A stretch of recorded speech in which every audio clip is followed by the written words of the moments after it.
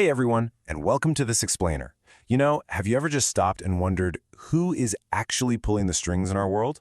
Well, today we're going to completely demystify the invisible systems of power that control, well, basically everything, from the grand theater of global politics right down to the super mundane dynamics of our everyday office lives.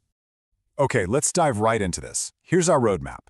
We're going to start by looking at the nature of cynical power, how we escape absolute chaos, and the iron law of ruling elites. After that, we'll flip the script to look at the hidden weapon of the weak, the invisible discipline inside the system, and finally, the immense power of algorithms and big data. So, all of this brings us to one absolutely fundamental question. Who really holds the power? And honestly, I want you to completely rethink your basic assumptions here. Because when we hear the word power, it is incredibly easy to just picture that stereotypical image of a ruthless dictator barking orders from a balcony.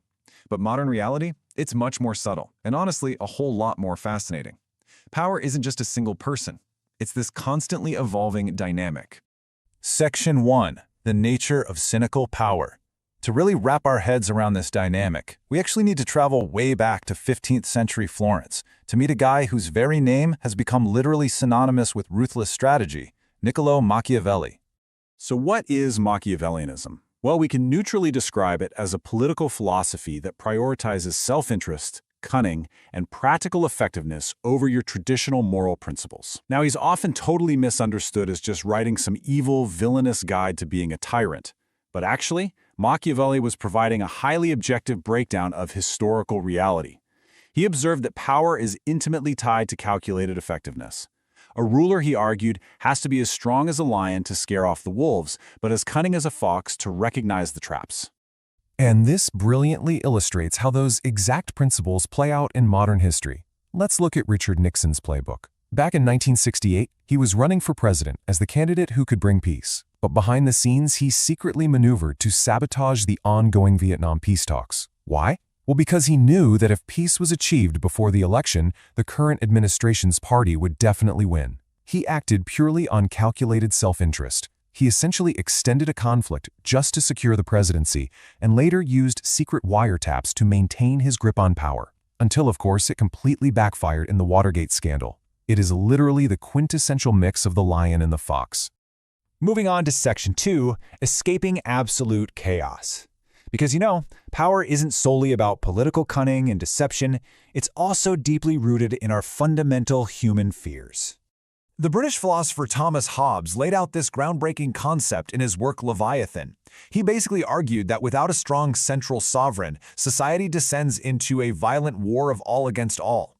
To escape this terrifying chaos, we willingly surrender our absolute freedom to a ruler. I mean, think about it for a second. Why do you lock your front door at night?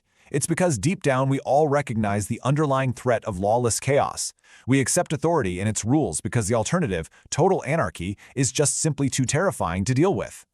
Now, what's really interesting about this slide is how we can map this political theory directly onto corporate structures using Bruce Brownell de Mesquida's selectorate theory. Let's look at Apple back in 1997. The company was on the brink of bankruptcy. I mean, pure corporate chaos. They desperately needed a sovereign to step in and restore order. Enter Steve Jobs. When he came back, he didn't just design cool products, he acted as an autocrat. He forced the resignation of the board of directors, who were basically the influential oligarchs, and consolidated his absolute power through his top management, his essential apparatus. He literally saved the company from chaos by ruthlessly centralizing control. All right, Section 3, the iron law of ruling elites. Because here's the thing. Even the strongest sovereign, whether we're talking about a visionary CEO or a formidable president, absolutely cannot rule entirely alone in a vacuum. You see, power naturally concentrates. The Italian sociologist Vilfredo Pareto discovered a fascinating historical constant. Roughly 20% of the population inevitably ends up controlling the vast majority of wealth and power. This establishes the rule of elites, and it's a pattern that repeats across almost every single society and large organization throughout history. But why is this elite circle so tightly closed off? Well, first off, prestige is a finite resource. You can't just hand it out to everyone without diluting it, right? There's also intense in-group favoritism. Then there's this psychological belief in a just world hierarchy, basically the idea that people at the bottom simply deserve to be there. We also see negative selection, where leaders choose safe, compliant peers rather than brilliant people who might actually threaten them. And finally, the hubris syndrome, where power literally intoxicates the brain with dopamine. To see just how incredibly fast arbitrary hierarchies can alter human behavioral and biology, think about the famous Iowa classroom experiment.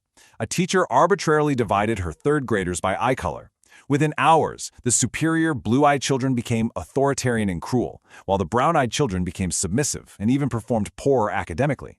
Just the mere introduction of a hierarchy instantly changed their nature. It's wild. And we see the absolute ultimate manifestation of this closed elite circle in structures like the South Korean Chaebol. Take Samsung, for example. The Samsung conglomerate alone accounts for an astounding 25% of South Korea's entire economy. Let that sink in.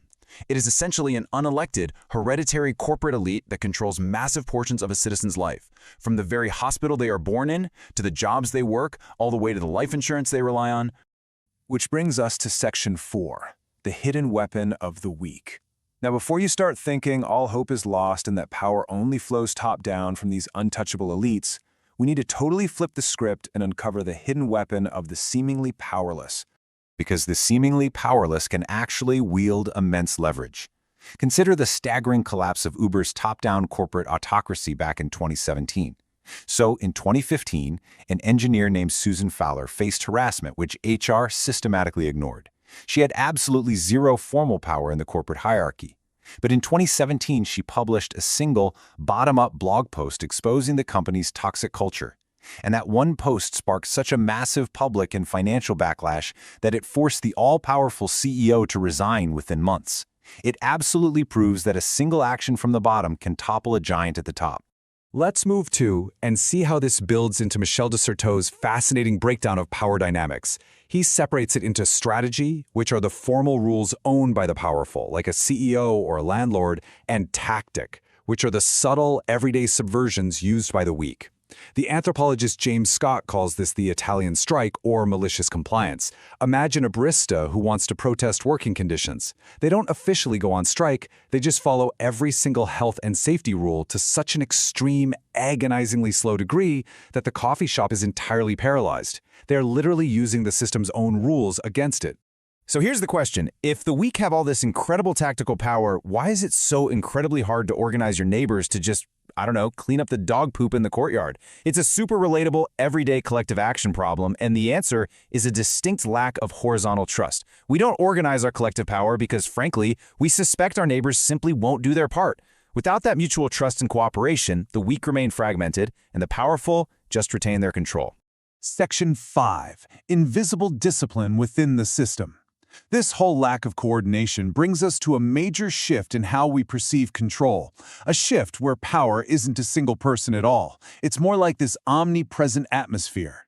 The philosopher Michel Foucault made this shocking but purely analytical observation. He noted that schools use regimented schedules, assigned seating, constant evaluation, and hall passes. And prisons? Well, they use regimented schedules, cell blocks, constant surveillance, and parole reviews. Now, his point wasn't that schools are evil. Actually, it's scratch that. It's more like modern power shifted away from the bloody public executions of kings and moved toward an invisible, internalized control that we are literally trained to accept from childhood. Foucault defined this disciplinary power through 4 simple rules: strict time management, rigid space management, continuous surveillance, and constant evaluation. Think about it. You don't need a dictator if the system disciplines you automatically. Take the Chinese Denwei factory system of the mid-20th century. These factories provided housing, schools, and hospitals all in one contained unit. Because you never knew when a neighbor or a coworker was watching, you just policed your own behavior. People became self-disciplining machines, without ever needing physical guards standing right over them. And finally, Section 6, the power of algorithms and data. Because today, that omnipresent surveillance has evolved even further. It brings the evolution of power directly into the device that is probably sitting in your pocket right now. Just think about this striking concept popularized by thinkers like Yanis Varoufakis and Gilles Deleuze. We live in a techno-feudalism, where digital platforms are the lords and we are the cloud serfs paying rent with our data. It's crazy, right? Power no longer needs to forbid actions with strict rules or physical force. Instead, it actually constructs our very desires through the massive harvesting of big data.